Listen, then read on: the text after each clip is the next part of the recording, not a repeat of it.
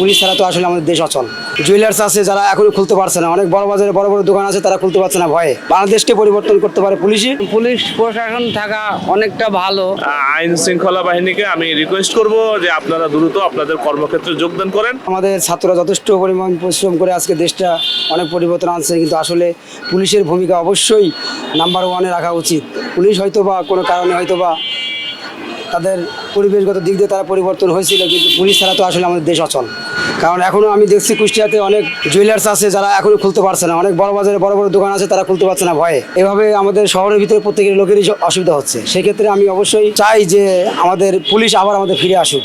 তবে সে পুলিশ আসুক, তাদের সেই শক্তি নিয়ে আসুক যারা তারা তাদের মতো করে চলতে পারে, আমাদেরকে চালাতে পারে। সেভাবে আমি চাই আমাদের কুষ্টিয়া এখনো বাংলাদেশকে পরিবর্তন করতে পারে পুলিশই। সে পুলিশটার নিরাপত্তা ভূমিকা পালন করে আমাদের সবার পাশে থাকুক, এটা আমরা চাই। ছাত্ররা টেকাল দিচ্ছে, দেশের জনগণ টেকাল দিচ্ছে, এই জন্য আর কি একটু নিরাপত্তা হচ্ছে। কারণ পুলিশ প্রশাসন থাকা অনেকটা ভালো, সেটা তো দেখছি না। আর কালকে থেকে আসার কথা, তাও তো আসছে না দেখছি। আমরা এই থানার মধ্যে কোতোয়ালি থানার মধ্যে আছি আমরা 12 জন।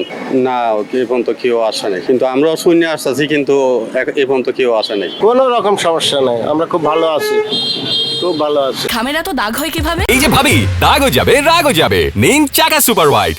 কিছু কিছু জায়গায় এরকম ঘটনা ঘটছে, লুটপাটের যে বিষয়গুলো এগুলো আমাদের চোখে পড়েছে বা আমরা বিষয়গুলো দেখতেছি। তো আমি আমাদের এই মার্কেটের প্রতিনিধি, তা আমাদের এই মার্কেটে যেই নিরাপত্তার বিষয়টা আছে এটা আমরা রাত জেগে কিছুটা নিশ্চিত করছি। আর পাশাপাশি নাইট গার্ডের 2 জনের জায়গায় 4 জনের ইয়ে করা আছে।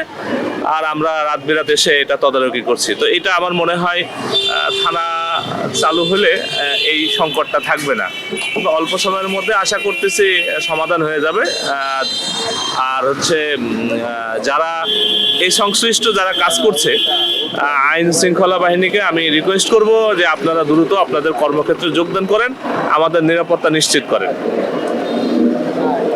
থানাগুলো কি চালু হয়েছে বা চালু হওয়ার ব্যাপারে কোনো উদ্যোগ নিচ্ছেন কিনা স্যার? আমাদের তো থানাগুলো, সদর থানার পরিস্থিতি তো জানেনি। বাকি যে থানাগুলো সেগুলো তো আমাদের লোকজন সার্বক্ষণিক ছিল, এখনো আছে। সদর থানায় আমরা আপাতত যেহেতু মানে বসার মতো পরিবেশ নেই, তারপর আমরা ওই যে আনসার আছে আমাদের, মানুষ অভিযোগ নিয়ে আসলে সেগুলো আমরা রাখার চেষ্টা করতে একটু সমস্যা হলো। আমাদের জিডি গুলো তো আমরা অনলাইন করি, থানার মামলা অনলাইন করি। তো ওইখানে সার্ভার ডাউন আছে, ডাউন ও সার্ভারটা হয়ে গেলে ঠিক হয়ে গেলে তখন দেখা যায় যেগুলো আগের মতো কাজগুলো সম্পন্ন করা যাবে। মানে আমরা বসতেছি, কিন্তু হয়তো ওইভাবে বসা যাচ্ছে না, কিন্তু সরকার মধ্যে আমরা কার্যক্রম শুরু করেছি ওইভাবে, যে জিডি করতে আসলে সেটা নিব, মামলা করতে আসলে নিব।